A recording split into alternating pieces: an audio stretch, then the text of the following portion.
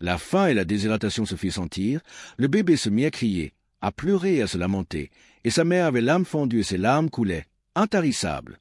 Elle souhaita pouvoir le désaltérer par ses larmes, mais comment? Elle essaya de trouver une issue à cette impasse. Voir son fils tordu par la faim et sur le point de rendre l'âme lui faisait l'effet d'une pointe au cours. Alors elle le laissa à sa place et s'en alla, errante, courant et pressant le pas, soulevée par l'état de son fils, attristée par ses pleurs et gémissements.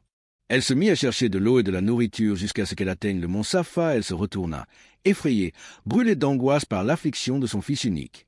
Elle se dirigea vers un mirage qu'elle avait cru de l'eau au pied du mont Marwa. Lorsqu'elle l'atteignit, elle ne trouva rien. Puis elle s'enfuit à nouveau vers son premier but et revint encore une fois à son second but. C'est de cette manière qu'elle consomma ses forces 7 fois de suite, alors que le bébé criait et vociférait, lui déchirant la cour par sa voix. « Ô Seigneur, miséricorde, voici un bébé qui a la bouche si sèche qu'il ne peut plus pleurer et qui a si besoin de nourriture qu'il défaillit.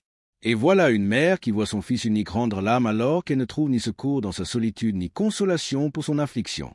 Le voilà maintenant grattant la terre avec son pied, donnant des coups de pied au rocher. Peut-être aurait-il pitié de lui lorsque les courses étaient endurées, et compatirait-il avec lui lorsque l'aide se faisait rare. Il frappe et frappe quand soudain l'eau jaillit de sous ses pieds. Des rivières pourraient couler de ses pierres. Elle vit la miséricorde de Dieu l'envelopper et sa sollicitude la couvrir.